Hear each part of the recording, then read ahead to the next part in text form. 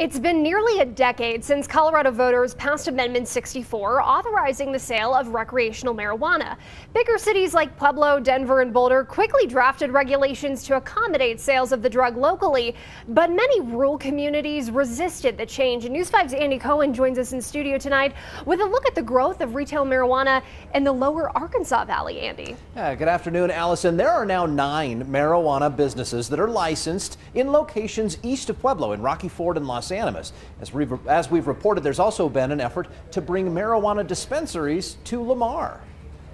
The change in Los Animas is easy to see. Basically, buildings that were empty are now in production. 4 marijuana dispensaries and 1 marijuana-infused products manufacturer have located their businesses right along Highway 50. The city's 5th dispensary is located just off of the highway in the downtown area. There are new jobs, not only in the construction and renovation of old buildings, but jobs for people who work in these retail outlets and grow operations. So we have a net growth of employment. The city's head of economic development sees this change as a catalyst for growth. First of all, we have investors who started off just opening dispensaries within the city limits, and then they recognize it's a great place to live, it's a great place to do business, and they've moved their families here, and they're seeding new businesses that aren't cannabis-based. When voters passed the marijuana ballot question in 2018, a second question asking for an excise tax failed.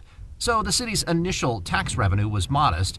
That tax question passed the following year when the city asked again. So the first year we didn't collect the full amount, so it was lower, of course, but totally we've collected about $750,000 that we have saved in the bank. The amount of money we would have never dreamed of 5 or 10 years ago.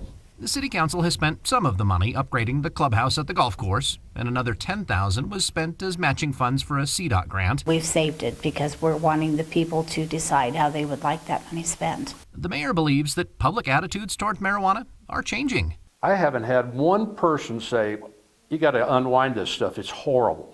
So how much have those attitudes changed? In Lamar, voters approved both a marijuana legalization ballot question and an excise tax last November.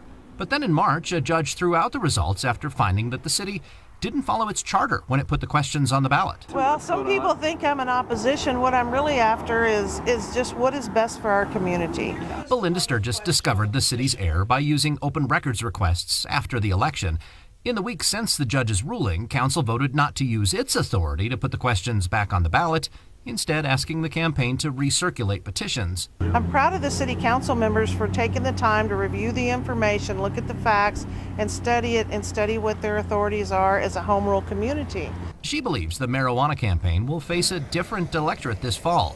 Lamar City Council had enacted a moratorium on marijuana shortly after Amendment 64 passed, and Sturges thinks that impacted the way people voted. And when I talked to some of the people in the city, they didn't vote because they didn't think it mattered. They said there's an ordinance against it, we're not going to get it, so we're not worried about it. The campaign that supported questions 2A and 2B has since submitted a new petition to the city clerk, and that question is now under review. Now, Rocky Ford, by the way, also has 3 retail marijuana dispensaries. Voters there did approve a ballot question authorizing medical marijuana sales back in 2016. And then in 2018, the city council changed the ordinance to allow retail marijuana sales. However, they also capped the number of licenses to those 3 existing dispensaries.